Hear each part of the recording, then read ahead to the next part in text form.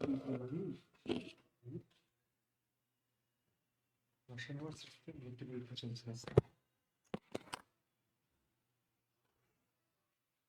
চলছে আন্দোলন চলছে।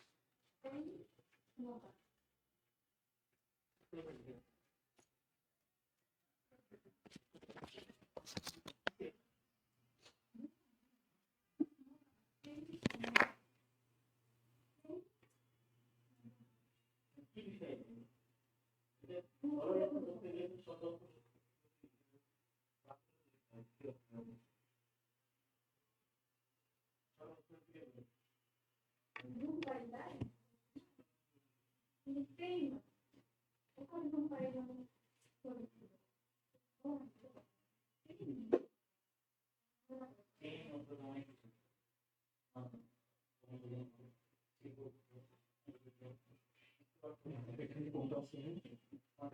এখানে কোনটা আছে? ইউনিটটা কোনটা আছে আপনারটা? চারটে। এখানে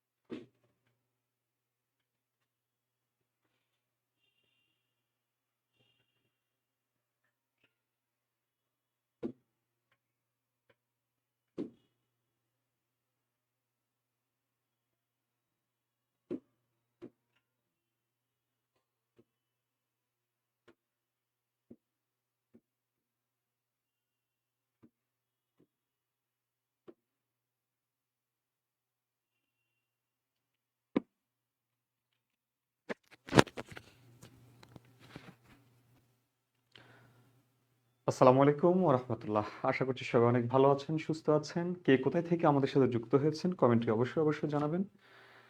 পাশাপাশি আমার কথা শোনা যাচ্ছে কিনা আর বোর্ড স্পষ্ট ক্লিয়ার দেখা যাচ্ছে কিনা একটু কমেন্ট করবেন, ঠিক আছে? একটু ফার্স্ট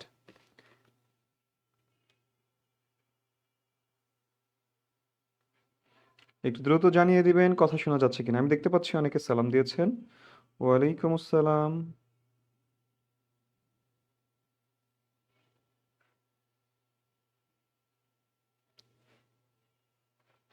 হ্যাঁ, ওকে। অনেকে আমাদের সাথে যুক্ত হয়েছেন, একটু দ্রুত ক্লাসটি শেয়ার করবেন। ওকে, ক্লাসটি শেয়ার করে দিবেন। আপনাদের শেয়ার প্রত্যাশা করছি। লক্ষ্য করবেন দ্রুত জানিয়ে দিবেন। ওকে, কথা শোনা যাচ্ছে। আচ্ছা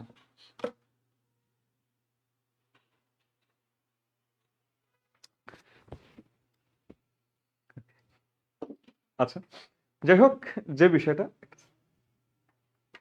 আপনারটাই দিয়ে দেন।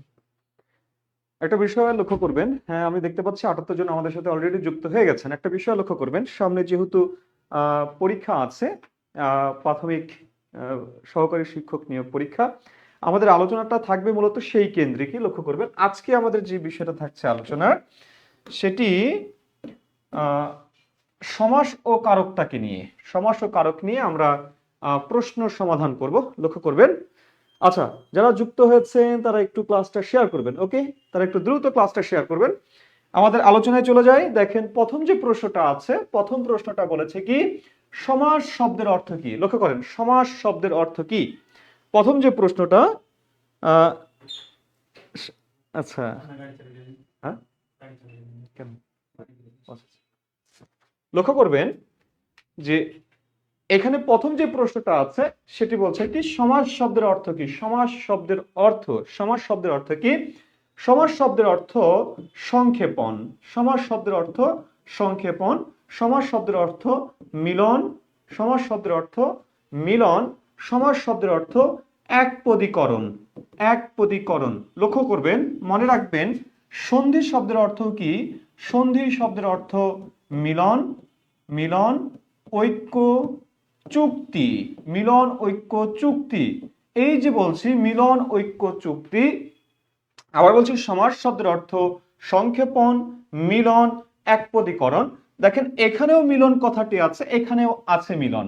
এখন এই দুইটা জায়গাতে আমরা একটু মৌলিক পার্থক্য মনে রাখবো। পার্থক্যটা কি দেখেন, বলছি সমাস শব্দের অর্থ মিলন, আবার সন্ধি শব্দের অর্থ মিলন, কিন্তু তফাৎটা কি? এখানে সমাস হচ্ছে পদের মিলন। কার মিলন? পদের মিলন। আর সন্ধিটা হচ্ছে ধ্বনির মিলন। সন্ধি কি? সন্ধি ধ্বনির মিলন। তাহলে এই জায়গাতে দুইটা মিলনের মধ্যে একটু তফাৎ, পার্থক্য আছে। এই পার্থক্যটা লক্ষ্য করবেন। আমি দেখতে পাচ্ছি আমার সাথে অনেকে যুক্ত হয়েছেন। একটু দ্রুততার সাথে ক্লাসটি শেয়ার করে দিবেন, একটু দ্রুততার সাথে ক্লাসটি শেয়ার করে দিবেন। আচ্ছা আসেন, তাহলে আরেকটি তথ্য মনে রাখবেন, সমাস আলোচনা হয় ব্যাকরণের শব্দ তত্ত্বে, শব্দ তত্ত্বে, আর সন্ধি আলোচনা হয় ব্যাকরণের ধ্বনি তত্ত্বে। কোন তত্ত্বে? ধ্বনি তত্ত্বে। তাহলে 1 নম্বর প্রশ্নের উত্তরটা আমরা কি নিব? 1 নম্বর প্রশ্নের উত্তর আমরা নিব সমাস শব্দের অর্থ সংক্ষেপণ। 1 নম্বর প্রশ্নের উত্তর হবে সংক্ষেপণ। 1 নম্বর প্রশ্নের উত্তর হবে সংক্ষেপণ, সংক্ষেপণ, সংক্ষেপণ, সংক্ষেপণ। দ্রুত, ওকে, একটু দ্রুত সবাই শেয়ার করবো, একটু দ্রুত সবাই শেয়ার করবো, দ্রুত ফাস্ট একটু শেয়ার করবো, ক্লাসটা শেয়ার করে দিব, ঠিক আছে? বন্ধুদেরকে মেনশন করব। ওকে, পরের প্রশ্নটার দিকে আসেন। 2 নম্বর প্রশ্ন বলেছে কি, যে যে পদের সমাস হয় তাদের প্রত্যেকটির নাম কি? যে যে পদের সমাস হয়, যে যে পদের সমাস হয় তাদের প্রত্যেকটির নাম কি? ব্যাস বাক্য, সমসমান পদ, সমাস বাক্য, সমস্ত পদ। একটু ফার্স্ট উত্তর করব। যে যে পদে, যে পদের সমান না, এখানে সমান আসলে সমান হবে না, সমাস হবে, ঠিক আছে? সমাস, সমাস, হ্যাঁ সমাস হয় তাদের প্রত্যেকটির নাম কি? তাদের প্রত্যেকটির নাম কি? দ্রুত উত্তর করব, দ্রুত একটু ফাস্ট উত্তর করব। যারা যুক্ত হয়েছে ক্লাসটি শেয়ার করব, একটু ফাস্ট শেয়ার করব ক্লাসটি, খুব দ্রুত ক্লাসটি শেয়ার করে দেব, খুব দ্রুত। আচ্ছা, তাহলে 1 নম্বর প্রশ্ন, 2 নম্বর প্রশ্নের উত্তরটা কি হবে? 2 নম্বর প্রশ্ন দেখেন, বলছে যে যে পদের সমাস হয় তাদের প্রত্যেকটির নাম কি? সমাস হয় কাদের? সমস্ত পদের হয়। সমস্ত পদে আমরা সমাস নির্ণয় করি, তাই না?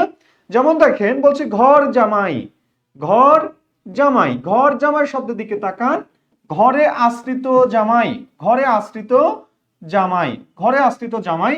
লক্ষ্য করবেন এটা অনেক বড় এবং এটা বাক্যের আসক্তি গুণের একটা ব্যাপার আছে। এই জন্য এই অংশটুকুকে বলবো কি, এটা যেটা অনেক বড় সেটাকে বলবো বাক্য, আর যেটা ছোট, ছোট্ট একটা অংশ, একটাই শব্দ, সেটাকে বলবো পদ। আর এই পদের বেশ কয়েকটা নাম আছে, যেমন কি পদ? যেমন সমস্ত পদ, সমস্ত পদ, সমসমান পদ, সমসমান পদ, সরি সমসমান পদ লিখছি কেন? সমাসযুক্ত পদ, সমাসযুক্ত পদ, সমাস বদ্ধ পদ, সমাস নিষ্পন্ন পদ, সমাস নিষ্পন্ন পদ, সমাস নিষ্পন্ন পদ। তাহলে এইখানে দেখেন প্রত্যেকটার শেষে একটাই কথা আছে, পদ, পদ, পদ, পদ, পদ। অর্থাৎ এই অংশটুকুর নাম হচ্ছে পদ। সমস্ত পদ, সমাসবদ্ধ পদ, সমাসযুক্ত পদ, সমাস নিষ্পন্ন পদ, এই ছোট অংশটুকুর। আর বড় যে অংশটুকু আছে এই অংশটুকুর নাম কি? এটার নাম হচ্ছে বাক্য। কি বাক্য? দেখেন এটার নাম ব্যাস বাক্য, ব্যাস বাক্য। এটার নাম বিগ্রহ বাক্য, এটার নাম বিগ্রহ বাক্য। এটার নাম সমাস বাক্য, সমাস বাক্য। তাহলে দেখেন প্রত্যেকটা শেষে একটা কথা আছে বাক্য। তাহলে বড় অংশটার নাম হচ্ছে বাক্য, ছোট অংশটার নাম কি? সরি, পদ। হ্যাঁ, এখন আসেন, এই যে ছোট যে অংশটুকু আছে এইটা যা বোঝায় এইটাও তাই বোঝায়। এই বোঝানোর অংশে দেখেন এই যে সমস্ত পদ, এই সমস্ত পদ দেখে আপনাকে সমাস নির্ণয় করতে হবে। সমস্ত পদের যে পূর্বের অংশটা আছে এটাকে বলা হয় পূর্বপদ। কি পদ? পূর্বপদ। আর যে পরের অংশটা আছে এটাকে বলা হয় পরপদ। কি পদ? পরপদ, উত্তরপদ, অন্তপদ। ঠিক আছে, এগুলো বলা হয়। আচ্ছা, এখন আসেন এই যে পূর্বপদ আর পরপদ যে কথাটা বলেছি, এই পূর্বপদ এবং পরপদ, পূর্বপদ আর পরপদ দুইটাই সর্বদা সমান ভূমিকা রাখে। পরপদ এই দুইটাই সমাসে সর্বদা সমান ভূমিকা রাখে। পদের প্রাধান্যটা ভিন্ন জিনিস, কিন্তু এইটাকে ছাড়া ওইটা, ওইটাকে ছাড়া এটা সমাস গঠন করতে পারবে না। এই জন্য এইটা এইটার সমান, এইটা এটার সমান। এই সমান হওয়ার কারণে এই পূর্বপদ পরপদকে একে অপরের সমসমান পদ বলে। তাহলে এই জায়গাতে আমাদের উত্তরটা কি হবে? সমসমান হবে, অর্থাৎ উত্তর হবে খ। যারা খ উত্তর করেছেন, খটা হচ্ছে সঠিক উত্তর। সঠিক উত্তর খ, সঠিক উত্তর খ। ঠিক আছে, তাহলে 2 নম্বর প্রশ্নের সঠিক উত্তর খ। এরপরে আসেন 3 নম্বর প্রশ্ন। 3 নম্বরে বলেছে কোনটি আলাদা। আচ্ছা, কোনটি আলাদা একটু বলেন তো। এখানে 4টা সমাস আছে, 4টা সমাস আছে। দেখেন, বলছে ঝড় বৃষ্টি, বলছে চা বিস্কুট, বলছে মাছ ভাত, বলছে দুধ ভাত। এই যে 4টা, এই 4টা শব্দ, 4টা সমস্ত পদ, এই সমস্ত পদ দেখে বলবেন কোনটা কোন সমাস, কোনটা ভিন্ন। ঠিক আছে, এখানে কোনটা ভিন্ন একটু ফার্স্ট কমেন্ট করবেন। আমি একটু কমেন্ট দেখছি, একটু দ্রুত কমেন্ট করবেন। হ্যাঁ, অনেকে সালাম দিয়েছেন। ওয়ালাইকুম আসসালাম, ওয়ালাইকুম আসসালাম, ওয়ালাইকুম আসসালাম। আলহামদুলিল্লাহ, ভালো আছি, ভালো আছি, ভালো আছি। এখন বলবেন যে এইখানে কোনটি আলাদা, বলবেন এখানে কোনটি আলাদা। একটু দ্রুত বলবেন, একটু দ্রুত, ফাস্ট ফাস্ট, একটু ফাস্ট কমেন্ট করেন, দ্রুত বলবেন, দ্রুত বলবেন এখানে কোনটি কোন পদ। আচ্ছা, একটু ফাস্ট বলবেন। হ্যাঁ, আচ্ছা, সবাই উত্তর করছেন ক ক ক ক ক। আচ্ছা, যারা আমার সাথে আছেন, আমার সাথে যারা যুক্ত আছেন, ক্লাসটি শেয়ার করেন, একটু ক্লাসটি শেয়ার করে দেন, ক্লাসটি শেয়ার করে দেন, ক্লাসটি শেয়ার করে দেন। দেখেন আপনারা প্রত্যেকে ক নম্বর উত্তর লিখছেন, তাই না? ক উত্তর লিখছেন, ওকে ফাইন। আসেন দেখেন, ঝড় বৃষ্টি। আচ্ছা, ঝড় বৃষ্টি, দেখেন এইখানে এই ঝড়টা হচ্ছে পূর্বপদ, লক্ষ্য করেন, এটা হচ্ছে পূর্বপদ, পূর্বের অংশ। সমস্ত পদের পূর্বের অংশ, পরের অংশ। এটা হচ্ছে পূর্বের অংশ, এটা পরের অংশ। এটা পূর্বের অংশ, এটা পরের অংশ। এটা পূর্বের অংশ, এটা পরের অংশ। এটা পূর্ব অংশ, এটা পরের অংশ। লক্ষ্য করবেন এইটা ঝড়। ঝড় কি? ঝড়ো হাওয়া, বুঝেন তো? বৃষ্টি মানে আকাশ থেকে যেটা পড়ে, অর্থাৎ ঝড় বৃষ্টি বলতে ঝড়ও বোঝায়, বৃষ্টিও বোঝায়। ঝড় চলছে, বৃষ্টিও হচ্ছে, দুইটাই বোঝায়। আসেন এবার পরেরটাই, চা বিস্কুট। আপনি দোকানদারকে যে বললেন মামা চা বিস্কুট দেন, দোকানদার কি শুধু আপনাকে চা দেবে, বিস্কুট দেবে না? শুধু বিস্কুট দেবে, চা দেবে না? না, দুইটাই দেবে, অর্থাৎ এটাও বোঝায়, এটাও বোঝায়। ওকে, এরপরে আসেন মাছ ভাত। মাছ ভাত বলতে কি? এই হচ্ছে মাছ, এই হচ্ছে ভাত। মনে করেন এটাতে আছে মাছ, এটাতে আছে ভাত। এখন মাছ ভাত বলতে এইটাও বোঝায়, এইটাও বোঝায়। আসলে মূলত কোনটাকে নির্দেশ করে, কোনটাকে নির্দেশ করে? হ্যাঁ, দেখেন আমি বলছি এটাতে বলছি মাছ, আর এটাতে বলছি কি ভাত। মাছ ভাত, লক্ষ্য করেন, মাছ ভাত। তাহলে এটা হচ্ছে মাছ, এটা হচ্ছে ভাত। এবার আসেন তো, আপনি দোকানে গেলেন, দোকানে যে বলছেন যে গরম ভাত দেন, তাহলে আপনাকে কি দেবে? গরম দেবে না ভাত দেবে? আপনি আসলে নিবেন কোনটা? দেখেন, আপনি ভাতটা গরমেই নেবেন, কিন্তু আপনার মূল লক্ষ্য, মূল উদ্দেশ্যটা কি? ভাত নেওয়া না গরম নেওয়া? কোনটা নেওয়া বলবেন, দ্রুত বলবেন। ভাত নেওয়া না গরম নেওয়া?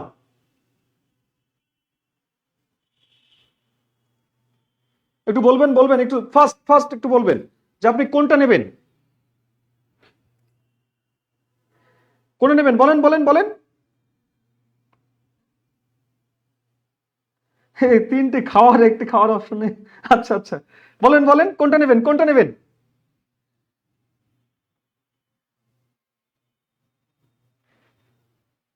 দেখেন, আপনি এইটা নেবেন, কিন্তু এই গরমটা না।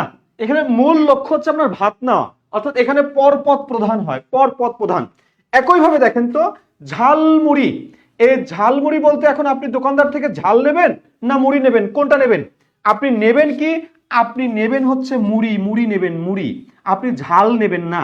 আপনাকে বলবে না এই হলো ঝাল, এই হলো মুড়ি, এটা বলবে না।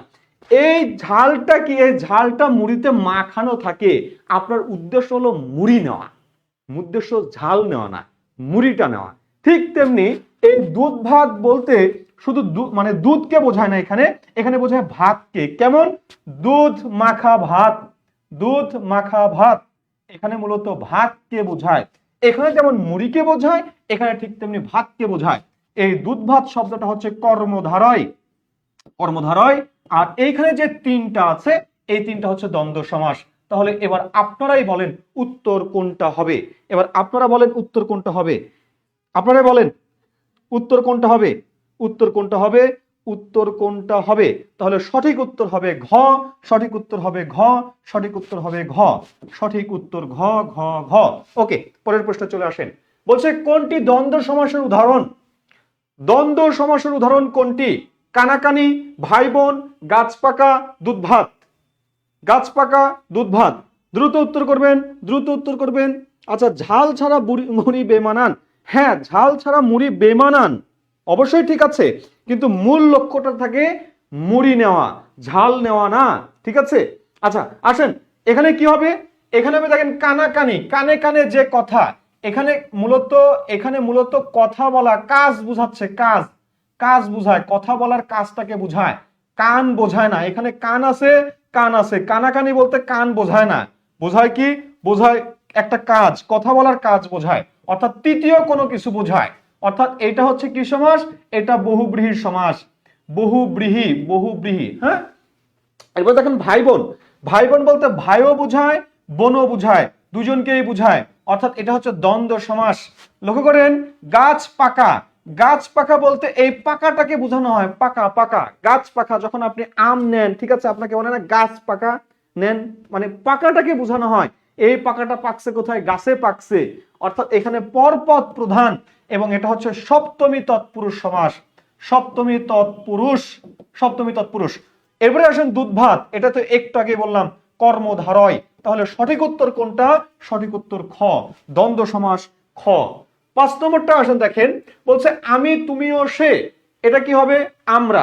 আচ্ছা, আমরা এখানে আসলে আমরাই হয়, আমাদের হয় না, আমরা হয়, উত্তর খ। এটার আসলে আমার বক্তব্য না, আমার এখানে বক্তব্য না, আমার বক্তব্য হলো এই প্রশ্নটা নেওয়ার বক্তব্য পেছনে কারণ হচ্ছে এটা, এই আমি, তুমি, সে সমান হচ্ছে আমরা, এইটা হচ্ছে দ্বন্দ্ব সমাস। এই দ্বন্দ্ব সমাসের নাম কি? এই দ্বন্দ্বের নাম হচ্ছে একশেষ দ্বন্দ্ব, একশেষ, একশেষ দ্বন্দ্ব। আর লক্ষ্য করবেন, যদি এইরকম হইতো তুমি, আমি, ও, সে, বা বলতো যদি তুমি, সে, ও, আমি, আমি, যদি এইরকম ব্যাস বাক্য থাকতো, অর্থাৎ এই সিকোয়েন্সটা যদি না থাকতো, এই ক্ষেত্রেও হয়তো কি, এই ক্ষেত্রেও আমরাই হইতো, ব্যাস বাক্য সমস্ত পদ আমরাই হইতো, কিন্তু এটা তখন হইতো নিত্য সমাস, নিত্য সমাস। এই কারণে আমি প্রশ্নটা নিয়েছি, এই কারণে নিয়ে এসেছি। আরেকটু ধাক্কা দেবেন, ক্লাসটি আরেকটু শেয়ার করে দিবেন, ঠিক আছে, ক্লাসটি আরেকটু শেয়ার করে দিবেন, আরেকটু শেয়ার করে দিবেন, আর একটু ধাক্কা দেন।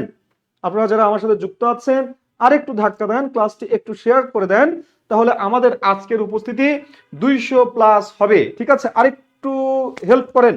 ওকে, আসেন পরের যে বিষয়টা আছে, পরের যে কোশ্চেনটা আছে, 6 নম্বর কোশ্চেন লক্ষ্য করেন। বলছে দম্পতি, দম্পতি শব্দটি কোন সমাস?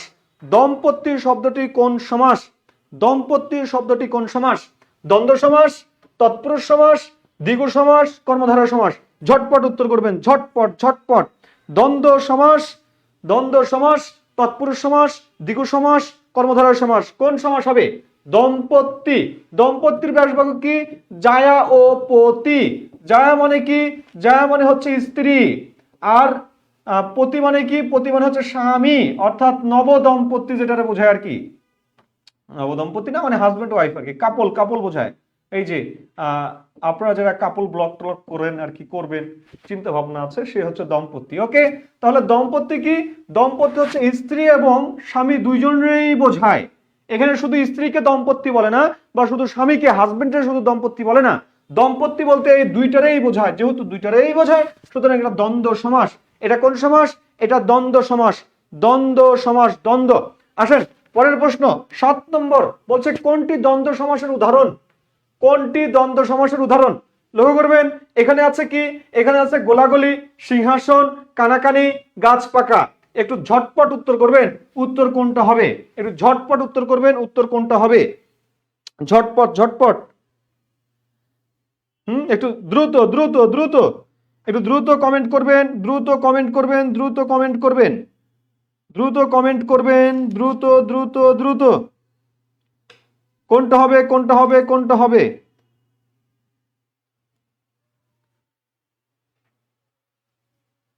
ফার্স্ট একটু কমেন্ট করবেন, ফার্স্ট ফার্স্ট ফার্স্ট।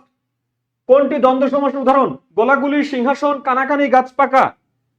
গোলাগুলি, সিংহাসন, গোলাগুলি, সিংহাসন, হ্যাঁ, গোলাগুলি, সিংহাসন, কানাকানি, গাছ পাকা, কোনটি হবে? কোনটি? দেখেন একটা বিষয় লক্ষ্য করবেন, এই জায়গাতে একটা সমস্যা দেখা দেয়। কেমন?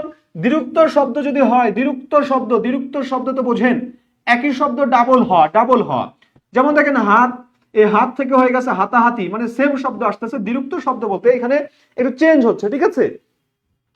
হাতাহাতি, কানাকানি, হ্যাঁ কানাকানি, কেশা কেশি, কেশা কেশি, কেশা কেশি, আছে কি চুলা চুলি, চুলা চুলি, মেয়েরা ভালো বুঝেন।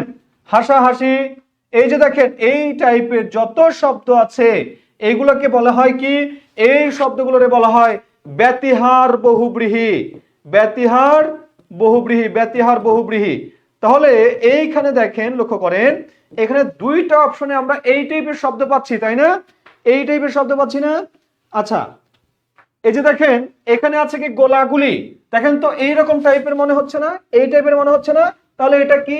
এটা বহুব্রীহি, এটা বহুব্রীহি। আচ্ছা বহুব্রীহি ধরলাম। এরপরে দেখেন এই যে কানাকানি, তাহলে কানে কানে যে কথা, কথা বুঝায়, অর্থাৎ এটাও কি? এটাও বহুব্রীহি, বহুব্রীহি। এবার আসেন গাছ পাকা, গাছে পাকা, গাছে পাকা, গাছে কোথায় পাকা? গাছে পাকা। সপ্তমী তৎপুরুষ, সপ্তমী তৎপুরুষ, তৎপুরুষ, সপ্তমী তৎপুরুষ। এরপরে দেখেন বলছে সিংহাসন, সিংহ চিহ্নিত আসন।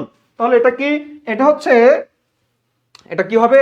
এটা মধ্য পদলোপী, মধ্য পদলোপী কর্মধারয়। তাহলে দ্বন্দ্ব কোনটা? দ্বন্দ্ব কোনটা? দ্বন্দ্ব কই? দ্বন্দ্ব কোথায়? দ্বন্দ্ব এই যে যেটারে বহুব্রীহি লিখেছে, এটা বহুব্রীহি না, এটাই দ্বন্দ্ব। কেমনে দ্বন্দ্ব? দেখেন এই গোলা বের হয় কামান থেকে, কামান থেকে যেটা বের হয় সেটা গোলা, আর বন্দুক থেকে যেটা বের হয় সেটা গুলি। তাহলে দুইটা তো দ্বিরুক্ত শব্দ হইলো না? দুইটা তো কখনোই দ্বিরুক্ত শব্দ না। এই দুইটা দ্বিরুক্ত শব্দ না, দ্বিরুক্ত শব্দ না, দ্বিরুক্ত শব্দ না। হ্যাঁ, এটা দ্বিরুক্ত শব্দ না, কথা বুঝেছেন? এটি দ্বিরুক্ত শব্দ না। Thank you. এটি দ্বিরুক্ত শব্দ না। তাহলে লক্ষ্য করেন এটা কোন সমাস হবে? এই গোলা বলতে বোঝায় কামান থেকে যেটা বের হয় সেটা গোলা, আর বন্দুক থেকে যেটা বের হয় সেটা হচ্ছে গুলি।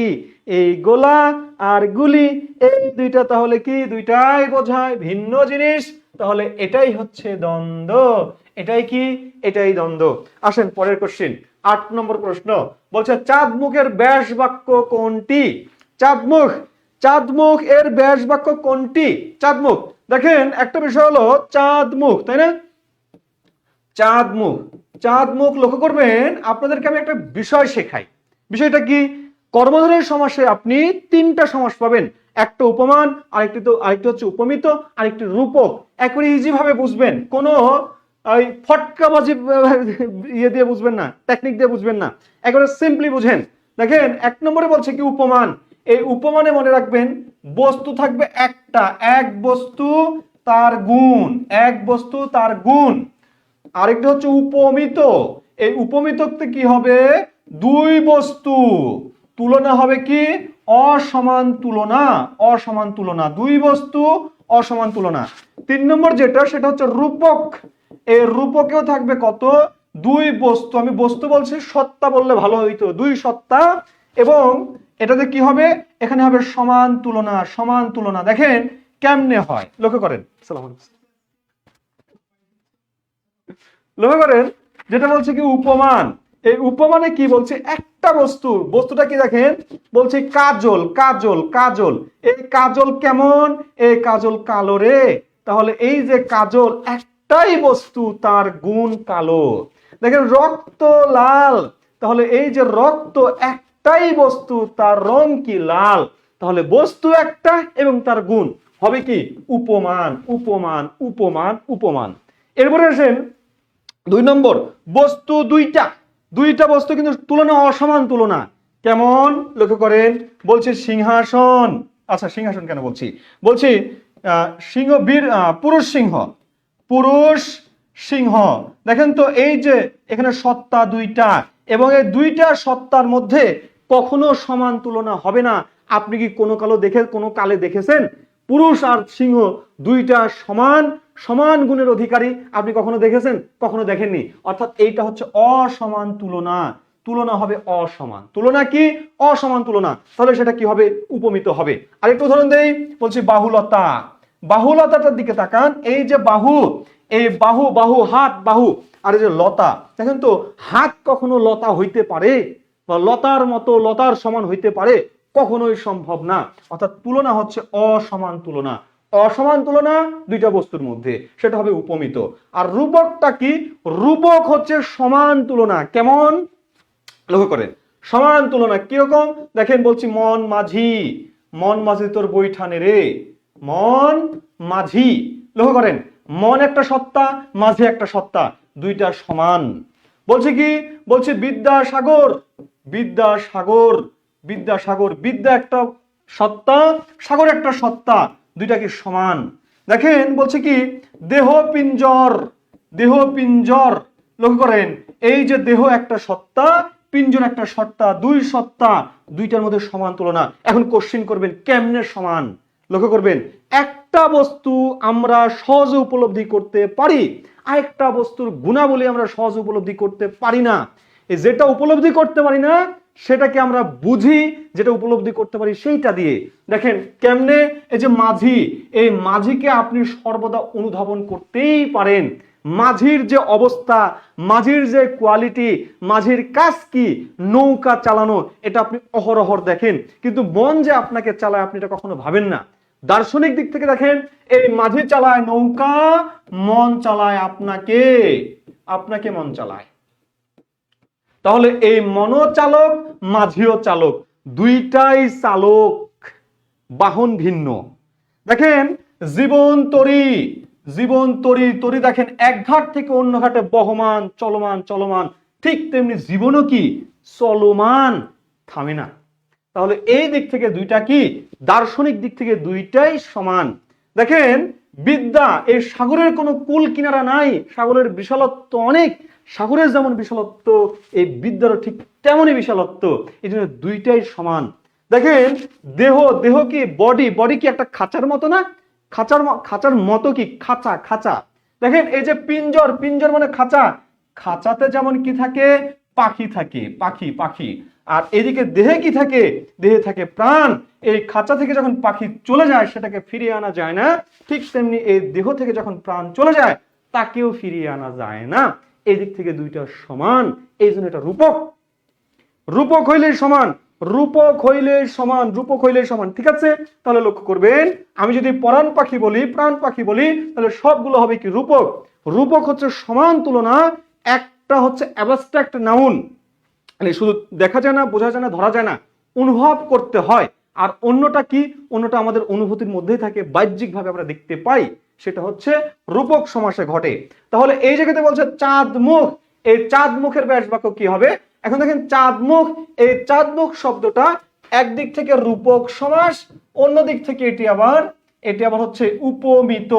উপমিত কেমনে উপমিত? দেখেন চাঁদ একটা সত্তা, মুখ একটা সত্তা, দুই সত্তা কখনো সমান না, এই জন্য এটা কি সমাস? এটা হচ্ছে উপমিত, উপমিত কর্মধারয়। তাহলে আমি বলতে পারি চাঁদের কই, চাঁদ, চাঁদ মুখের ন্যায় না, মুখ চাঁদের ন্যায়, মুখ চাঁদের ন্যায়। ঠিক আছে, মুখ চাঁদের ন্যায়। লক্ষ্য করবেন তুলনা করছি, যেটার মানে পরোক্ষ বস্তুর সাথে প্রত্যক্ষ বস্তুর তুলনা।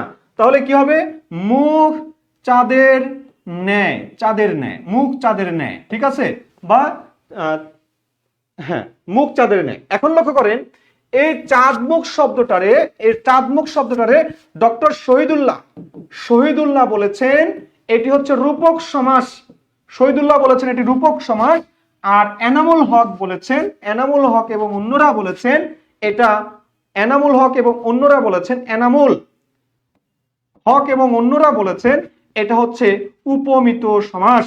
উপমিত সমাস, এই জন্য আমরা এটাকে উপমিত সমাস হিসেবেই কাউন্ট করি। কিন্তু এখানে দেখেন আছে কি, এখানে এই ধরনের ব্যাস বাক্য নেই, এই জন্য আমি এটাকে কি বলবো, চাঁদের মতো, চাঁদ রূপ মুখ, এটাকে আমি রূপকে ফেলবো। সেজন্য যেহেতু উপমিতের ব্যাস বাক্য এখানে নেই, এই জন্য আমি কি করছি, রূপককে ফেলছি। চাঁদ রূপ মুখ, এখানে চাঁদ মুখের নেয় না, মুখ চাঁদের, মানে মুখ চাঁদের নেয়, চাঁদ মুখের নেয় না, ঠিক আছে। চাঁদের সাথে মুখকে তুলনা করা হচ্ছে, মানে উপমানকে উপমানের সাথে, উপমানের সাথে সাথে উপমেয়ের তুলনা, উপমেয়ের তুলনা, উপমেয়ের তুলনা। এই উপমেয়টা কোনটা লক্ষ্য করবেন, উপমেয়টা হচ্ছে মুখ, মানে যেটার বৈশিষ্ট্য আছে সেটা উপমান, যেটার গুণাবলী আছে সেটা উপমান।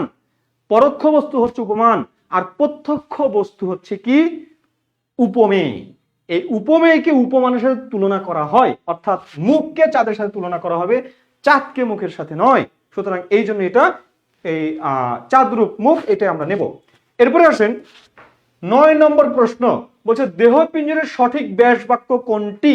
দেহ পিঞ্জরের সঠিক ব্যাস বাক্য কোনটি? সঠিক ব্যাস বাক্য কোনটি বলছে দেহ পিঞ্জর। একটু আগে দেখালাম এটা রূপক সমাস। রূপক সমাসে কি হয়, যেহেতু দুইটাই সমান, সুতরাং এই দুইটার মাঝখানে লিখতে হয় রূপ, রূপ, রূপ।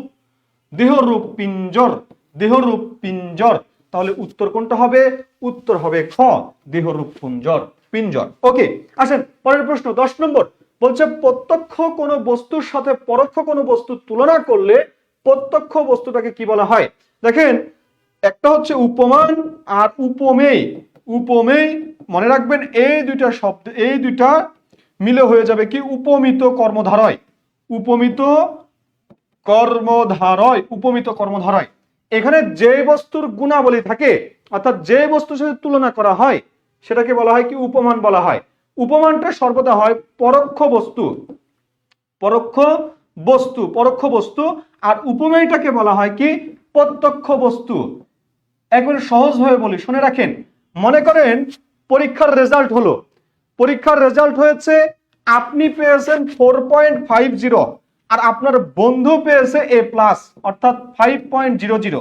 সেই দিনটা সবচেয়ে অবহেলিত প্রাণী হচ্ছেন আপনি। আপনাকে ক্ষণে ক্ষণে, সময়ে অসময়ে আপনার বন্ধুর পা ধোয়া পানি খাওয়াবে আপনার বাবা মা, বিশেষ করে আপনার মা আপনাকে পা ধোয়া শুধু পানি খাওয়াতে চাইবে। তো দেখেন, এই যে বন্ধুর পা ধোয়া পানি খাওয়াচ্ছে কেন? কারণ বন্ধুর রেজাল্ট ভালো। এই বন্ধুর সেই দিনের জন্য হয়ে যাবে সবচেয়ে পৃথিবীর শ্রেষ্ঠ সন্তান, হযরত কামেল পীর, হ্যাঁ, তার মতো এর অমুক তমুক হয় না, এইরকম বৈশিষ্ট্য আপনি পাবেন। তো ব্যাপার হচ্ছে, এই যে বন্ধু, এই বন্ধুর যে মানটা আছে, এই মানের সাথে আপনাকে তুলনা করা হচ্ছে। বন্ধুর আছে মান, এবং বন্ধু কি, বন্ধুর সাথে আপনাকে কম্পেয়ার করা হচ্ছে। বন্ধুর যেহেতু মান আছে, বন্ধু হচ্ছে উপমান। মান থাকলেই উপমান, ঠিক আছে, বৈশিষ্ট্য থাকলে উপমান। আর এই উপমানটা দেখেন, আপনার সামনে, মানে বন্ধুর সামনে আপনাকে অপমান করছে না, পা ধোয়া পানি খাওয়াচ্ছে না। অর্থাৎ লক্ষ্য করেন, এই বন্ধু সবসময় কি, এই বন্ধু হচ্ছে পরোক্ষ, পরোক্ষ মানে উপমান, আর উপমান মানে হচ্ছে কি, এই যে দেখেন পরোক্ষ, মানে পরোক্ষ বস্তু। আর আপনি এখানে কি, আপনি হচ্ছেন উপমেয়, আপনি উপমেয়, এবং আপনি হচ্ছে প্রত্যক্ষ বস্তু। তাহলে এবার লক্ষ্য করেন, প্রত্যক্ষ বস্তুকে বলা হয় উপমেয়, আর পরোক্ষ বস্তুকে বলা হয় উপমান। তাহলে এইখানে বলছে কি, প্রত্যক্ষ বস্তুকে কি বলা হয়? প্রত্যক্ষ বস্তুকে বলা হয় উপমেয়। উপমেয়, উপমেয়, উপমেয়। উত্তর হবে গ, উত্তর হবে গ। হ্যাঁ, কথা একদম সত্যি নাদিয়া সুলতানা, আমি সত্য কথাই বলি, ঠিক আছে, কথা সত্যই, এর মতো চরম বাস্তব সত্য কথা আর কোনো কিছু নাই, ঠিক আছে।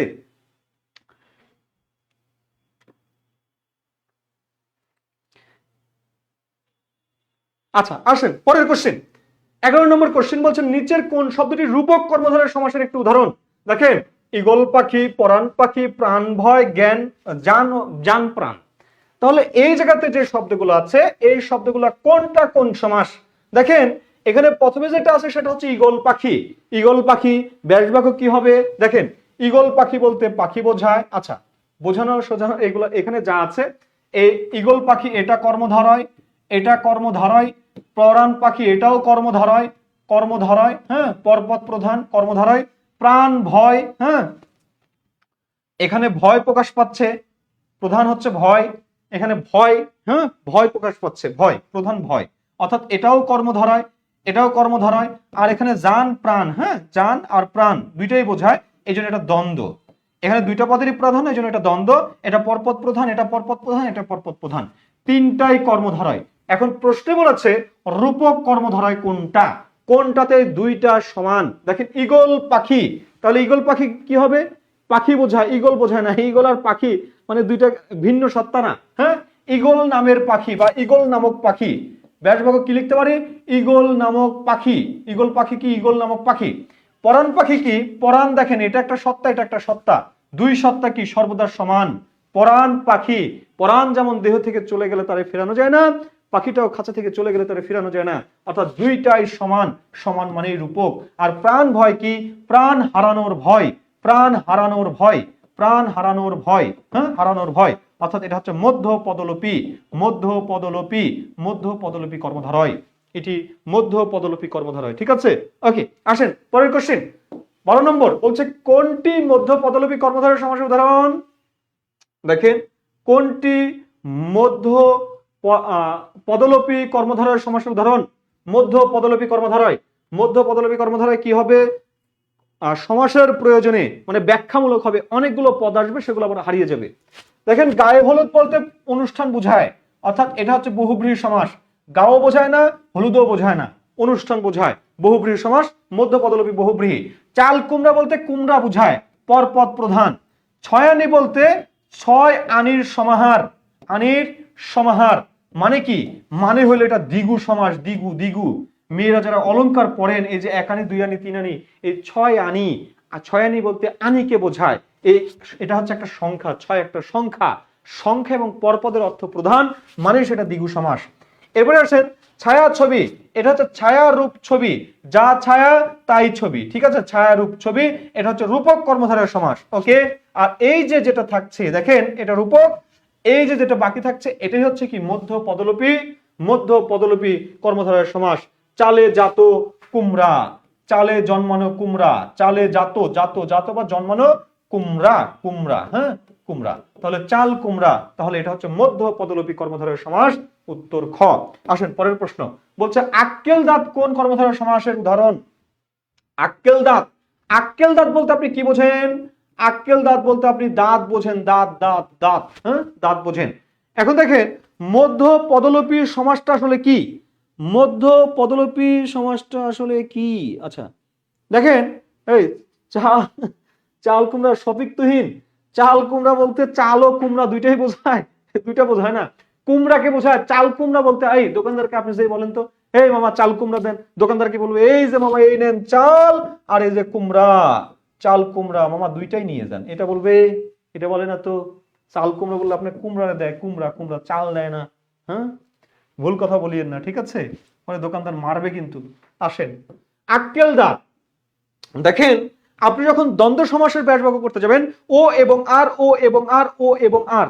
আপনি যখন দ্বিগু সমাসের ব্যাসবাক্য করতে যাবেন, দ্বিগু সমাসের সমাহার সমষ্টি, সমাহার সমষ্টি, সমাহার সমষ্টি। আপনি যখন কর্মধারয় সমাস সমাধান মানে ব্যাসবাক্য করতে যাবেন, আপনি সাধারণ কর্মধারয় যাবেন, দেখবেন যে, যে, যে, যিনি তিনি, যিনি তিনি, যেই সেই, যেই সেই, যাতা তা, যা তা, যা তা, হ্যাঁ, এরকম পাবেন। আবার কি পাবেন, মত, মত, ন্যায়, ন্যায়, রূপ, রূপ, মানে সবগুলোতে কমন শব্দ। একমাত্র মধ্য পদলোপীর সমাসে, সমাসের প্রয়োজনে ভিন্ন ভিন্ন শব্দ আসে, সমাসের প্রয়োজনে ভিন্ন ভিন্ন শব্দ আসে। যেহেতু ভিন্ন ভিন্ন শব্দ আসে, এই জন্য সেটা মধ্য পদলোপী সমাস বলছি, এটাকে ব্যাখ্যামূলক সমাস আমি বলে থাকি। দেখেন আক্কেল দাঁত বলতে দাঁতকে বোঝায়, দাঁত, দাঁত, তাহলে এই দাঁতটা কি, পরপদ প্রধান। এই দাঁতের ব্যাস বাক্য কি, আক্কেল সূচক দাঁত। এটার ব্যাস বাক্য মূলত ব্যাখ্যা, ব্যাখ্যা, হ্যাঁ, আক্কেল সূচক দাঁত বা আক্কেল নির্দেশক দাঁত, নির্দেশক দাঁত। দেখেন একটা আলাদা শব্দ নিয়ে আসতে হচ্ছে ব্যাস বাক্য করার জন্য, এই জন্য এটাকে বলা হয় কি, এটাকে বলা হয় মধ্য পদলোপী কর্মধারয় সমাস। এরপরে আসলে শতাব্দ, শতাব্দ শব্দের সন্ধি বিচ্ছেদ কি, সরি সমাস কি, সন্ধি বিচ্ছেদ যদি বলি তাহলে কি হবে, শত যোগ অব্দ, শতাব্দ, অব্দ মানে বছর। এই যে দেখেন বছর, শতাব্দ বলতে আপনি বছরকে বুঝান, অব্দকে বুঝান। এবং পূর্বপদে কি আছে, পূর্বপদে একটা সংখ্যা আছে, শত, শত, সংখ্যা পরপদ প্রধান মানে সেটা দ্বিগু সমাস। কি সমাস? দ্বিগু সমাস। আসেন 15 নম্বর কোশ্চেন, বলছে নিচের কোন শব্দটি বহুব্রীহি সমাসের উদাহরণ? বহুব্রীহি সমাস। দেখেন ক নম্বরে আছে বিনা পানি, খ নম্বরে আছে চৌরাস্তা, গ নম্বরে আছে কাঁচা মিঠে, ঘ নম্বরে আছে সিংহাসন। উত্তর কোনটা হবে দ্রুত কমেন্ট করবেন। উত্তর কোনটা হবে দ্রুত কমেন্ট করবেন। যে কুমড়া দিয়ে এখন ডালের বড়ি দেওয়া হচ্ছে। Right right right Shipra Khatun, হ্যাঁ ঠিক বলেছেন, ঠিক। হ্যাঁ আপনার সাথে আমি সহমত।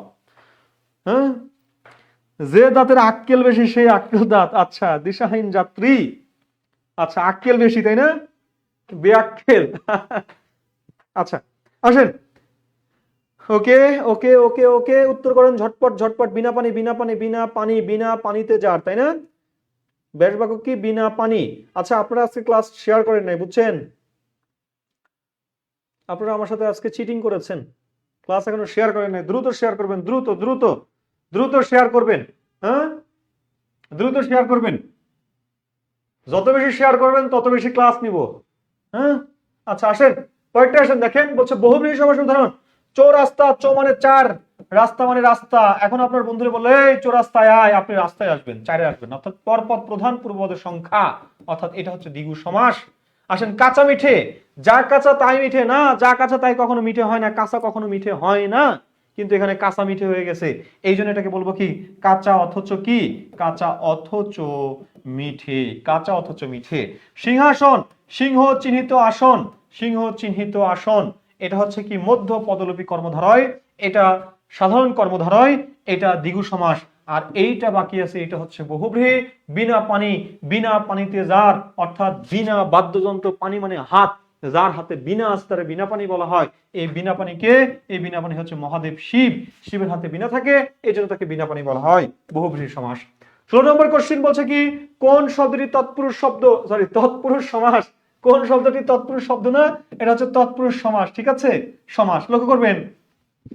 তৎপুরুষ সমাস কোনটা? তৎপুরুষ বিভক্তি দিয়ে ব্যাস বাক্য হবে, মনে রাখবেন। তৎপুরুষ মানে বিভক্তি দিয়ে ব্যাস বাক্য। তৎপুরুষ মানে কি? বিভক্তি দিয়ে ব্যাস বাক্য, বিভক্তি দিয়ে ব্যাস বাক্য, বিভক্তি দিয়ে ব্যাস বাক্য করবো। লক্ষ্য করেন এখানে কি বলছে? কালি কলম, কালি বোঝায় কলমও বোঝায়। কালি আর কলম নিয়ে আসতে যদি আপনারা বলা হয়, আপনি কি শুধু কলম নিয়ে আসবেন, কালি নিয়ে আসবেন না? আপনি দুইটাই নিয়ে আসবেন। সুতরাং এটা কি? এটা দ্বন্দ্ব, এটা দ্বন্দ্ব। এবার আসেন মধুমাখা। হ্যাঁ এখানে মধুমাখা বলতে কি বোঝানো হচ্ছে? মাখাটাকেই বোঝানো হচ্ছে, মাখানো, মাখানো, এই কাজটাকে বোঝানো হচ্ছে। এই যে মাখাচ্ছে, কি দিয়ে মাখাচ্ছে? মধু দিয়ে মাখাচ্ছে, অর্থাৎ মধু দিয়ে মাখা, মধু দিয়ে মাখা। ব্যাস বাক্য দেখেন, ব্যাস বাক্য দিয়ে শব্দটা আসছে, এটা তৃতীয়া বিভক্তি, আর বিভক্তি দিয়ে ব্যাস বাক্য হলে সেটা কি? সেটি তৎপুরুষ সমাস। তাহলে তৃতীয়া তৎপুরুষ সমাস হচ্ছে এটি। 10 আনন, এই যে পূর্বপদের সংখ্যা আছে 10, আনন মানে কি? মাথা। 10 মাথা কার? রাবণ, রাবণকে বোঝায়।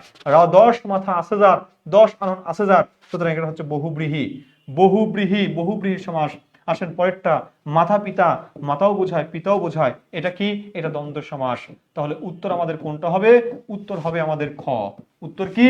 উত্তর খ। 16 নম্বর যারা উত্তর খ করেছেন, সঠিক উত্তর খ। আসেন পরেরটা 10 নম্বর, 17 নম্বর। 17 নম্বর কোশ্চেনটা কি বলছে? হজ যাত্রা। হজ যাত্রা কোন সমাসের উদাহরণ? তৃতীয়া তৎপুরুষ, চতুর্থী তৎপুরুষ, পঞ্চমী তৎপুরুষ, ষষ্ঠী তৎপুরুষ, ওকে, সপ্তমী তৎপুরুষ। ওকে, আমরা চারটা অপশনে এখানে কি পাচ্ছি? এখানে আমরা তৎপুরুষ কথাটা পাচ্ছি। তাহলে এই হজ যাত্রা শব্দটা তৎপুরুষ সমাসই হবে। এখন দেখেন, লক্ষ্য করেন, শব্দটা হচ্ছে হজ যাত্রা। এই যে যাত্রা, এই যাত্রাটা কেন যাত্রা? কিসের জন্য যাত্রা? কিসের জন্য? কিসের জন্য? কোন উদ্দেশ্যে? কোন উদ্দেশ্যে? এইটা দিয়ে যদি আমরা জিজ্ঞাসা করি, যে উত্তরটা পাবো সেটা হবে চতুর্থী তৎপুরুষ সমাস। তাহলে হজ যাত্রা, কিসের জন্য যাত্রা? হজের জন্য যাত্রা। কোন উদ্দেশ্যে যাত্রা?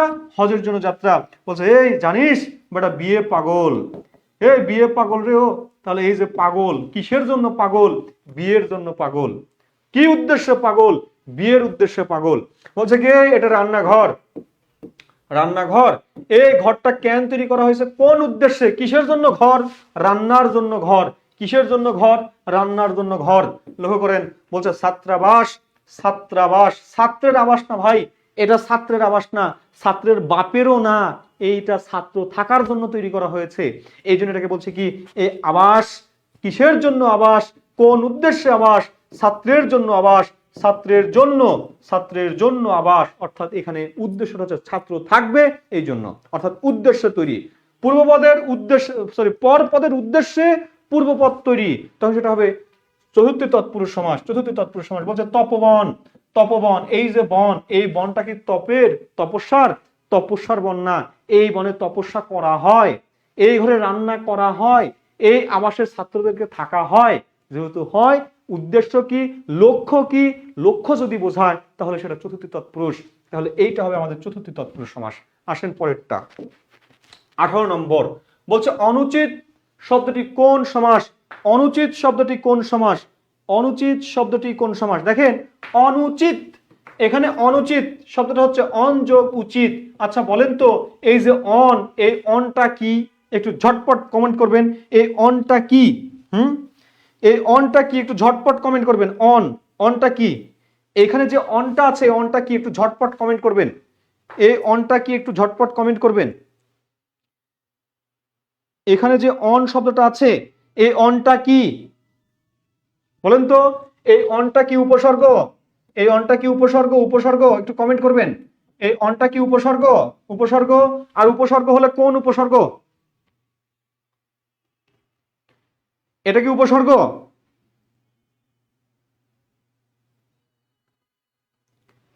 দেখেন তো, অঘা অজ অনা, অনা বলে উপসর্গ আছে, অন বলে কি কোনো উপসর্গ আছে? অন বলে উপসর্গ আছে?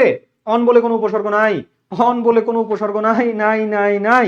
তাহলে এটা কি? এটা কি? এটা কি বলেন? এটা কি? এই অনটা কি?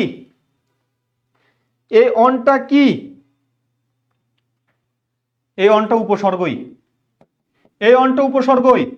দেখেন লক্ষ্য করেন, না বা ন নেগেটিভ অর্থে যে উপসর্গটা আমরা বসাই সেই উপসর্গটা হচ্ছে অ উপসর্গ। এই এর আবার আরেকটা রূপ আছে, সেই রূপটা হচ্ছে অন। এই অনটা কোথায় বসে মনে রাখবেন, এই অটা বসে ব্যঞ্জনের সাথে, আর এই অনটা বসে স্বরের সাথে, স্বরবর্ণের সাথে বসে অন। যেমন দেখেন এইখানে লক্ষ্য করেন শব্দটা হচ্ছে অন যোগ উচিত, উচিত। দেখেন এই যে প্রথম যে বর্ণটা আছে সেটা স্বরবর্ণ, এই স্বরবর্ণ হওয়ার কারণে অযুক্ত না হয়ে অন যুক্ত হয়েছে। দেখেন অখাদ্য, অযোগ খাদ্য। দেখেন প্রথম বর্ণ ব্যঞ্জন, এই ব্যঞ্জন হওয়ার কারণে অযুক্ত হয়েছে। অর্থাৎ ব্যঞ্জনের সাথে অযুক্ত হয়, স্বরের সাথে অনযুক্ত হয়, মনে রাখবেন এটি একটি উপসর্গ, ঠিক আছে, বাংলা উপসর্গ। ওকে আসেন এবার দেখেন এই অনুচিতটা কোন সমাস? এই অনুচিতটা কোন সমাস? অন মানে কি? অন মানে লক্ষ্য করেন এটা উচিত। দেখেন এইটা উচিত, অন যোগ উচিত। আমি একটু ভিন্ন আলাদা করে লিখছি, অন যোগ উচিত। দেখেন বেসরকারি, পরপরটা কি? পরপরটা হচ্ছে সরকারি। বেসরকারি মানে কি? বেসরকারি মানে পরপদের বিপরীত শব্দ, বিপরীত, বিপরীত শব্দ, বিপরীত, বিপরীত, বিপরীত শব্দ। পরপদের বিপরীত শব্দ। সরকারির বিপরীত কি? বেসরকারি। উচিতের বিপরীত কি? অনুচিত। উচিতের বিপরীত অনুচিত। ইমানের বিপরীত কি? বেঈমান। ইমানের বিপরীত কি? বেঈমান। বেঈমান বলেন তো, ইমানের বিপরীত বেঈমান? কখনোই না, কখনোই না। ইমানের বিপরীত কখনো বেঈমান হয় না, হয় না, হয় না। বেঈমান মানে কোনো একজন ব্যক্তিকে বোঝায় যে আপনার সাথে প্রতারণা করেছে, যার মধ্যে কোনো ঈমান নাই, সে হচ্ছে বেঈমান। অর্থাৎ ঈমানের বিপরীত শব্দ বেঈমান না। বেঈমান বলতে একজন পার্সনকে বোঝায়, আর ঈমান হচ্ছে একটা বস্তু। এদিকে দেখেন সরকারি যা, বেসরকারি তার উল্টা। উচিত যা, অনুচিত তার উল্টা।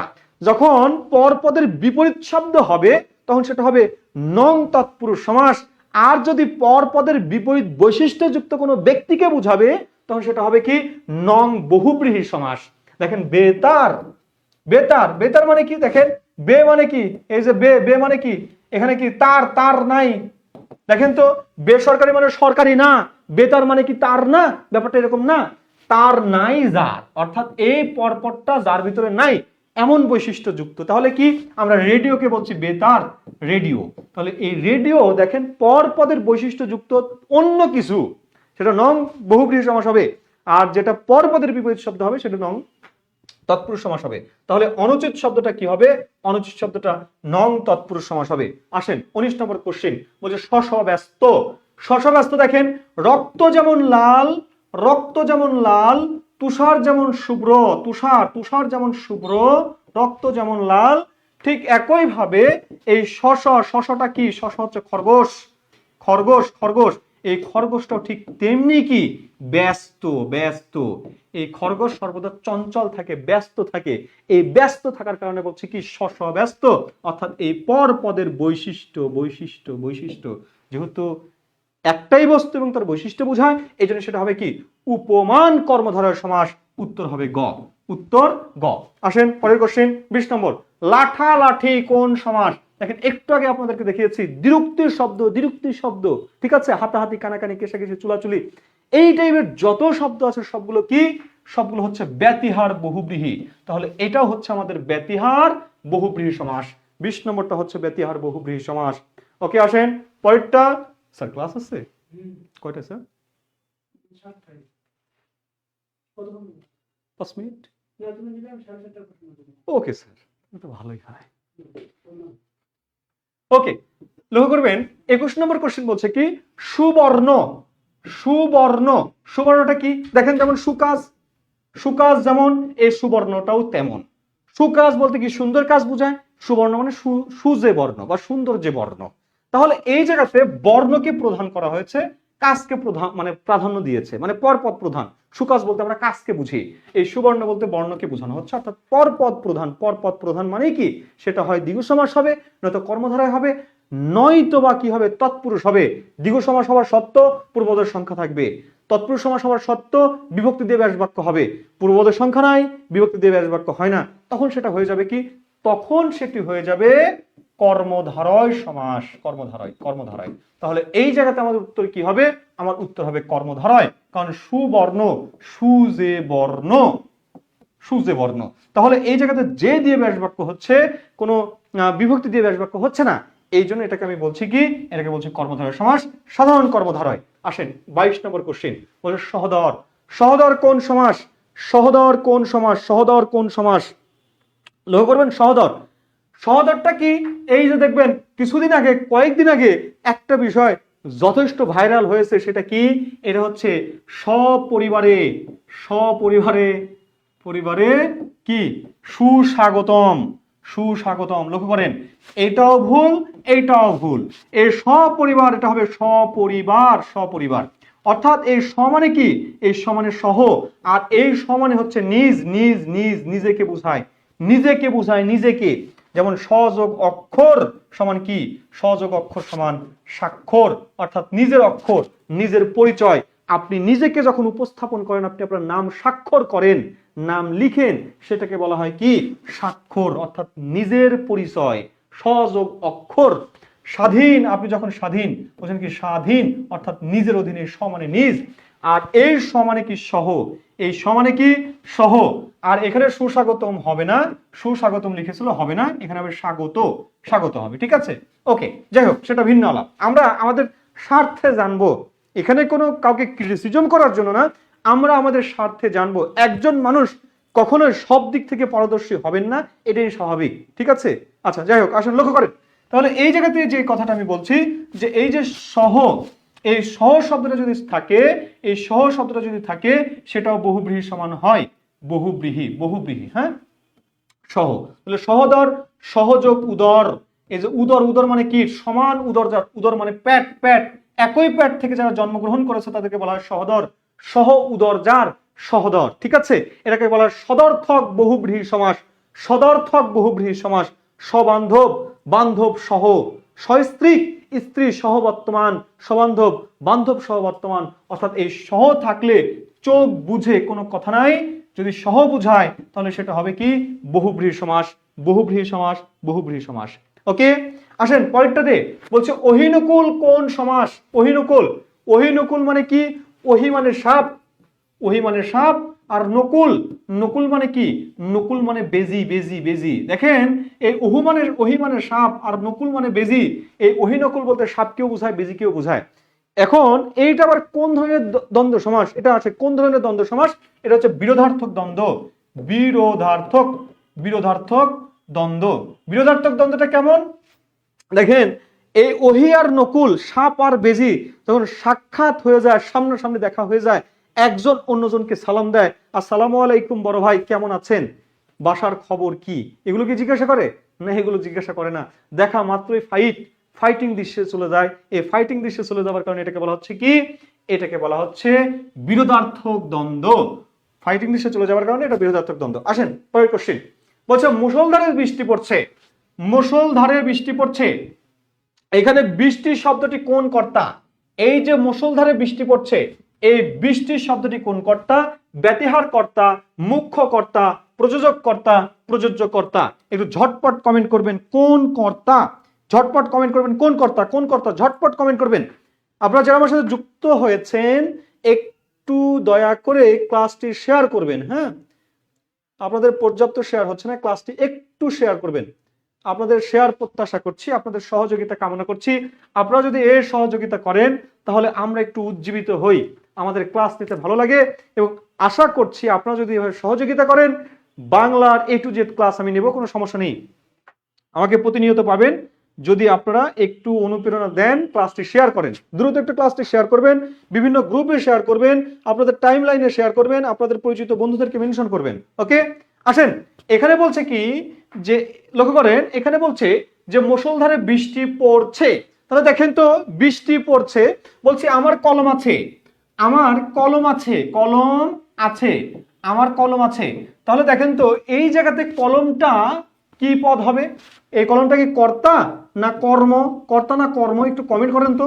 কর্তা মানে সাবজেক্ট আর কর্ম মানে অবজেক্ট। একটু দ্রুত ফার্স্ট কমেন্ট করবেন, এই কলমটা কি সাবজেক্ট না অবজেক্ট, কর্তা না কর্ম?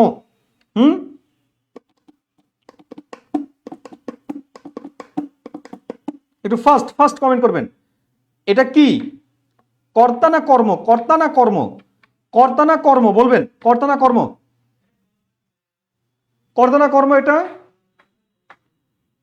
হ্যাঁ এই তো আমি এটাই চাচ্ছিলাম, অনেকে অবজেক্ট লিখেছেন, অবজেক্ট অবজেক্ট অবজেক্ট, কর্ম কর্ম কর্ম কর্ম কর্ম। আচ্ছা এবার আসেন তো, এইটারে যদি আপনি অবজেক্ট বলেন তাহলে এইটারে আপনি ক্যান সাবজেক্ট বলেন, এটারে ক্যান সাবজেক্ট বলেন, তাহলে এটা সাবজেক্ট না?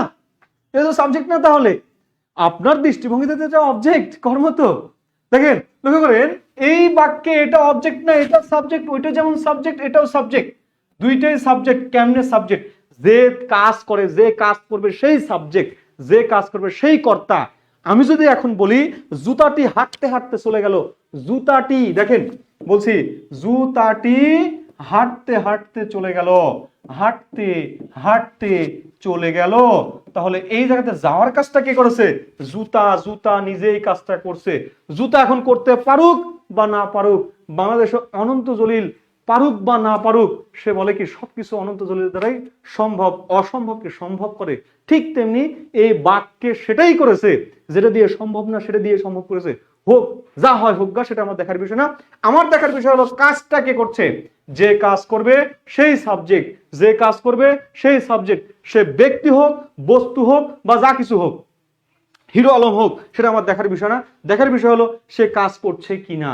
যদি কাজ করে থাকে তাহলে সেই সাবজেক্ট। এই বাক্যে এটাই সাবজেক্ট।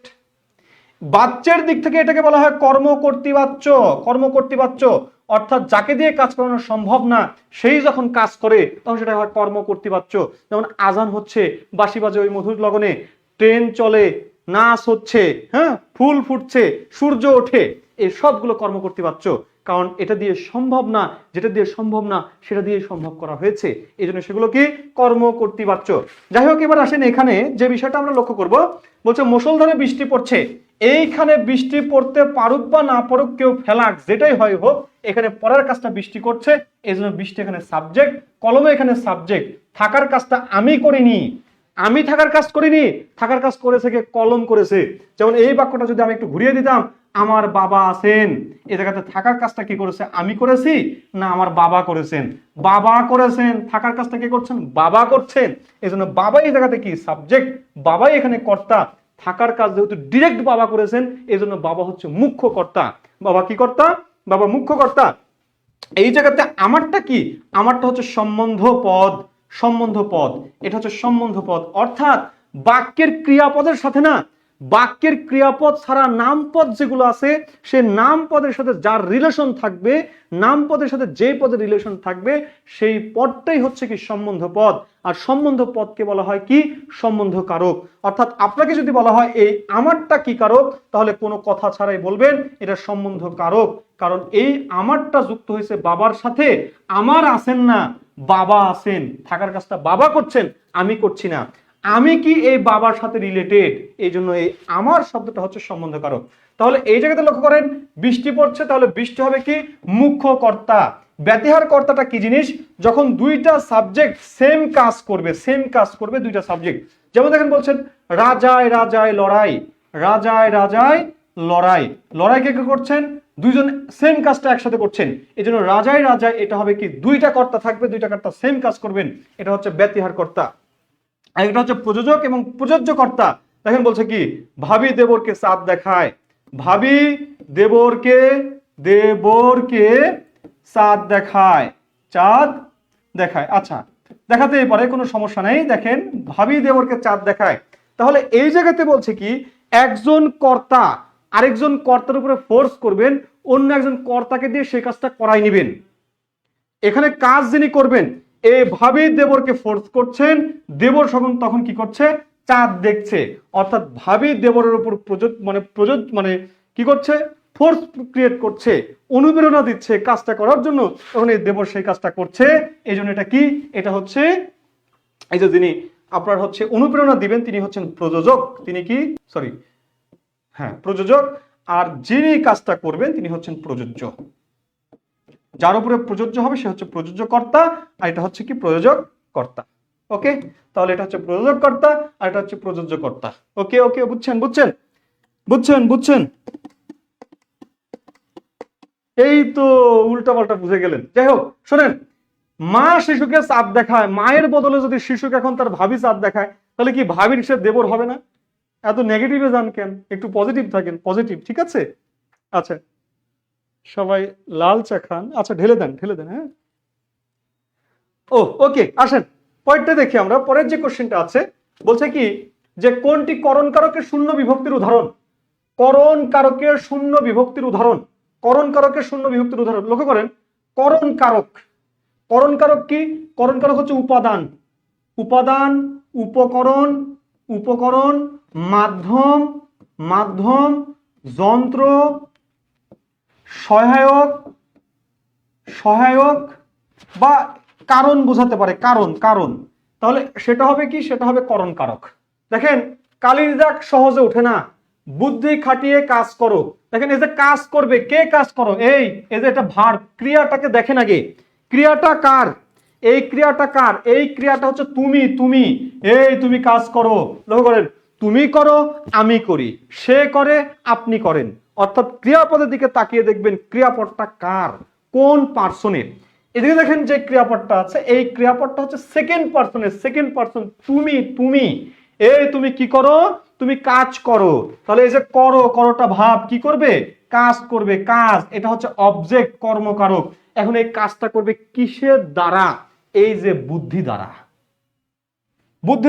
তাহলে এই বুদ্ধিটা কোন কারক হবে, এই বুদ্ধিটা হবে করণ কারক, এই বুদ্ধিটা কি কারক, এই বুদ্ধিটা হবে করণ।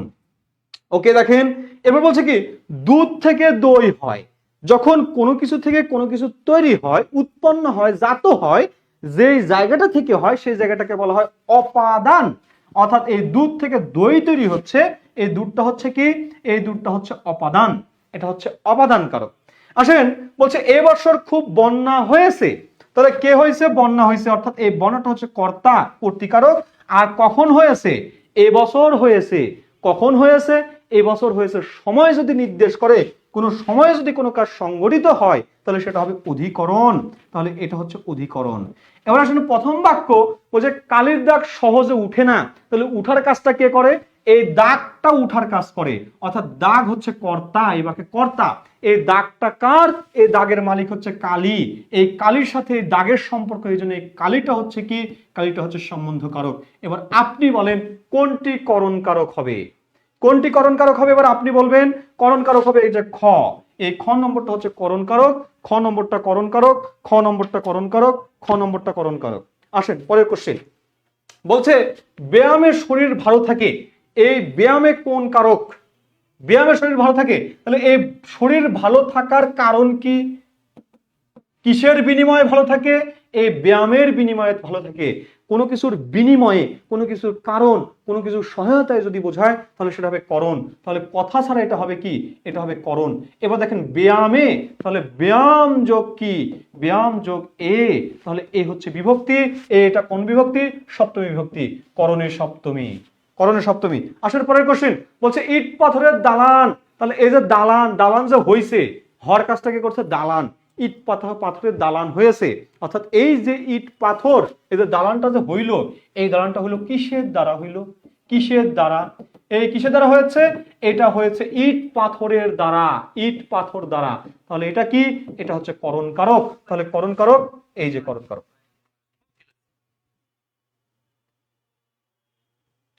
করণ কারক। ওকে, আসেন পরের কোশ্চেন। বলছে টাকায়, টাকায় টানা, টানা না, টাকায় টাকা আনে, টাকায় টাকা আনে। হ্যাঁ, দেখেন এই যে টাকা, টাকা কখনো টাকাকে জন্ম দিতে পারে না, টাকা থেকে টাকা হয়। দেখেন টাকায় টাকা হয়, টাকায় টাকা হয়, টাকা হয়। এই যে টাকা যে হচ্ছে, এটা হচ্ছে কিসের দ্বারা হচ্ছে? টাকা দ্বারা হচ্ছে। দেখেন দুধ থেকে দই হয়, দুধ থেকে দই জন্ম নেয়, টাকারে আপনি রেখে দেন তো, বাচ্চা তুলতে পারে কিনা? পারবে না। যেহেতু পারবে না, এই জন্য টাকা কখনো অপাদান হবে না। এই টাকা কি হবে? এই টাকা হবে করণ। টাকার মাধ্যমে টাকা হচ্ছে, টাকা এখানে যন্ত্র হিসেবে ভূমিকা রাখছে। তাহলে টাকায় টাকা হয়, এটা কি হবে? এটা করণ হবে। টাকায় টাকা আনে, এই যে টাকা, এই টাকা এবার সরাসরি ডিরেক্ট কাজ করছে। আমি টাকা আনি, ঠিক তেমনি টাকায়ও কি করে? টাকাই নিয়ে আসে। আমি যেহেতু আনছি, আমি কর্তা, এই বাক্যে টাকাটাও কি? টাকাটাও কর্তা। তাহলে এটা হচ্ছে কি? কর্তৃকারক। কর্তৃকারকে কি হবে? দেখেন এই টাকার সাথে অন্তস্থ আছে, এই অন্তস্থ যেহেতু আছে, এই অন্তস্থতে মানে সপ্তমী বিভক্তি, তাহলে এটা হবে কর্তৃকারকের সপ্তমী বিভক্তি, কর্তৃকারকে সপ্তমী বিভক্তি। 29 নম্বর কোশ্চেন দেখেন, বলছে সর্বাঙ্গে ব্যথা, ওষুধ দিব কোথা? তাহলে ব্যথাটা কোথায়? ব্যথা যে হয়েছে, কোথায় হয়েছে? এই যে অঙ্গে, এই অঙ্গটা কি? অঙ্গটা স্থান বোঝাচ্ছে। এই স্থান বোঝানোর কারণে এখানে সর্বাঙ্গীন শব্দটি কোন কারকে কোন বিভক্তি? তাহলে সর্বাঙ্গ যোগ এ, এ হচ্ছে সপ্তমী বিভক্তি, অধিকরণের সপ্তমী। উত্তর খ, উত্তর খ। আসেন, বলছে বাড়ি থেকে নদী দেখা যায়, তাহলে বাড়ি থেকে আপনি নদী দেখতে পাচ্ছেন, বাড়ি থেকে আপনি নদী দেখতে পাচ্ছেন, কোনো সমস্যা নেই। বাড়ি থেকে আপনি নদী দেখতে পাচ্ছেন, কোনো প্রবলেম নাই, বাড়ি থেকে নদী দেখা যায়। কিন্তু এই যে বাড়ি, এই বাড়ি থেকে যে আপনি নদী দেখছেন, আপনি কি এই যে নদী, এই নদী থেকে আপনি গিয়েছেন না এই বাড়িতেই অবস্থান করছেন? এই বাড়িতেই আছেন, অর্থাৎ এই বাড়ির সাথে আপনি যুক্ত আছেন। যুক্ত থাকলে অধিকরণ, মুক্ত হইলে অপাদান। যুক্ত থাকলে অধিকরণ, মুক্ত হইলে অপাদান। যেহেতু আপনি যুক্ত আছেন, সুতরাং এটা অধিকরণ কারক। তাহলে বাড়ি থেকে, এই থেকে কি? থেকে হচ্ছে পঞ্চমী বিভক্তি। অধিকরণের পঞ্চমী কোথায় আছে? খতে আছে, অধিকরণের পঞ্চমী বিভক্তি। উত্তর হবে খ। 31 নম্বর দেখেন, দারুণ একটা কোশ্চিন। বলছে বজ্রে তোমার বাজে বাঁশি, বজ্রে তোমার বাজে বাঁশি, রবীন্দ্রনাথ ঠাকুরের একটা গানের লাইন, বজ্রে তোমার বাজে বাঁশি। মানে এই যে বজ্র, আকাশ থেকে যে বজ্রটা পড়ে, এই বজ্র থেকে বাঁশি বাজতেছে। তাহলে এই বজ্রে তোমার মানে বজ্র থেকে, মানে ব্যাপারটা হচ্ছে কি, এই বজ্র থেকে বাঁশির উৎপন্ন হচ্ছে, বাঁশি, বাঁশি, বাঁশির সুর উৎপন্ন হচ্ছে, জাত হচ্ছে, তৈরি হচ্ছে। কোনো জায়গাটা থেকে যদি, কোনো জায়গা থেকে কোনো, মানে কোনো জায়গা থেকে যদি কোনো কিছু জাত হয়, উৎপন্ন হয়, তখন সেটা কি হবে? তখন সেটা হবে অপাদান, অপাদান। তাহলে, তাহলে এই জায়গাতে আমরা কি করব? এই জায়গাতে বজ্রে তোমার বাজে বাঁশি, এই বজ্রটা হচ্ছে অপাদান, অপাদান কারক। তাহলে এখানে অপাদানে সপ্তমী। আসেন এরপরে আসেন, দেখেন বলছে কান্নায় শোক কমে। দারুণ একটা কোশ্চিন, কান্নায় শোক কমে, কান্নায় কোন কারক? দেখেন এইটা আপনারা ম্যাক্সিমাম ক্ষেত্রে ভুল করেন। লক্ষ্য করবেন, কান্না, এই কান্নাটা কি? এই কান্নায়, এই শব্দটার দিকে তাকান, এই শব্দটা হচ্ছে কাঁদ যোগ না। এই কাঁদ মানে কি? কাঁদ মানে এই তুই কাঁদ, এই তুই কাঁদ, কাঁদ। দেখেন এই কাঁদ হচ্ছে একটা কাজ, কাজ। একটা কাজের মধ্য দিয়ে যখন আরেকটা কাজ সম্পন্ন হবে, একটা কাজের মধ্য দিয়ে আরেকটা কাজ যখন সম্পন্ন হবে, তখন যেই কাজের মধ্য দিয়ে আরেকটা কাজ সম্পন্ন হচ্ছে, ওই কাজটাকে বলা হচ্ছে কি? ভাবাধিকরণ, ভাবাধিকরণ। এক ভাবের প্রভাবে আরেকটি ভাব সম্পূর্ণ হওয়া। তাহলে কান্নায় শোক কমে, এই কান্নাটা একটা কাজ, এই কাজের মধ্য দিয়ে আরেকটা কাজ হয়ে যাচ্ছে, শোক কমে যাচ্ছে, এটা হচ্ছে কি, এটা হচ্ছে ভাবাধিকরণ। একইভাবে দেখেন বলছে সূর্যোদয়ে, সূর্যোদয়ে, সূর্যোদয়ে অন্ধকার দূর হয়, অন্ধকার, অন্ধকার দূর হয়, সূর্যোদয় অন্ধকার দূর হয়। লক্ষ্য করেন এই যে সূর্যোদয়, এই সূর্য যোগ উদয়, এই উদয়টা কি, উদয়টা হচ্ছে একটা কাজ, সূর্য যোগ উদয়, এই উদয়টা একটা কাজ। তাহলে সূর্যোদয় একটা কাজ হচ্ছে, এই কাজের মধ্যে দিয়ে আরেকটা কাজ সম্পূর্ণ হচ্ছে। এই জন্য এটা কি, এটা হচ্ছে ভাবাধিকরণ অর্থাৎ অধিকরণ কারক। কিন্তু দেখেন আপনারা সেম ভুলটা আরেকটা করেন, বলছেন কি আলোয় অন্ধকার দূর হয়। দেখেন আলোয় অন্ধকার দূর হয়, অন্ধকার দূর হয়। এবার একটু বলেন তো আমাকে, এই আলোটা দিয়ে কোনো কাজ বোঝায়? কাজ, এই আলোটা কি কোনো কাজের নাম? কোনো কাজের নাম না। আলো হচ্ছে একটা বস্তুর নাম, একটা বস্তুর দ্বারা একটা কাজ সম্পন্ন হচ্ছে। যে মনে করেন এই বস্তুটা দিয়ে, এই যে কলম দিয়ে লিখতেছি, আমি লিখি কলম দিয়ে, এই অন্ধকারটা এই আলো দিয়ে দূর হচ্ছে। আলো একটা নাম, একটা নাউন, নাউন ছাড়া আর কোনো কিছু না, এটা কোনো কাজ না। যেহেতু কাজ না, এই জন্য এটা হবে কি, এটা হবে করণ। এই ভুলটাই আপনারা করে থাকেন। আসেন শেষ কোশ্চেন, বলছে সাদা মেঘে বৃষ্টি হয় না, সাদা মেঘে বৃষ্টি হয় না, এটা কোন কারক? সাদা মেঘে বৃষ্টি হয় না। তাহলে দেখেন বৃষ্টি হোক বা না হোক সেটা দেখার বিষয় না, ব্যাপারটা হচ্ছে কি বাক্য নেগেটিভ আছে, বাক্যটারে পজিটিভ বানান।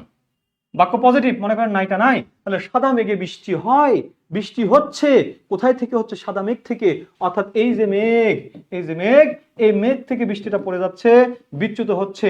দেখেন বলছি কোন জায়গা থেকে মুক্ত হওয়া, মুক্ত মানে মাইনাস হওয়া, মুক্ত হয়ে যাওয়া মানে কি, মুক্ত হয়ে যাওয়া মানেই অপাদান। অর্থাৎ এই সাদা মেঘ, এই মেঘটা হবে কি, এই মেঘটা হবে অবশ্যই অপাদান, অবশ্যই অপাদান কারক। আর যদি আপনাকে সাদা মেঘে, এই মেঘের নিচে দাগ না দিয়ে শুধু সাদার নিচে দাগ দিয়ে রাখতো, সাদা, এই সাদাটা কোন কারক? সাদা তখন হয়ে যেত সম্বন্ধ কারক, সম্বন্ধ কারক। কারণ এই সাদার সাথে সম্পর্ক শুধু মেঘ, এই মেঘটা কেমন, মেঘটা সাদা, মেঘটা কেমন, মেঘটা সাদা। অর্থাৎ এই সাদাতে বৃষ্টি হয় না, মেঘ থেকে বৃষ্টি হয়, সাদা থেকে না। অর্থাৎ সাদা সম্পর্ক মেঘের সাথে, আর মেঘ সম্পর্ক ক্রিয়ার সাথে। ক্রিয়ার সাথে সম্পর্ক মানেই কারক, আর অন্য পদের সাথে সম্পর্ক মানে সম্বন্ধ কারক। ওকে, তাহলে আজকে আমাদের এই পর্যন্তই। আল্লাহ হাফেজ।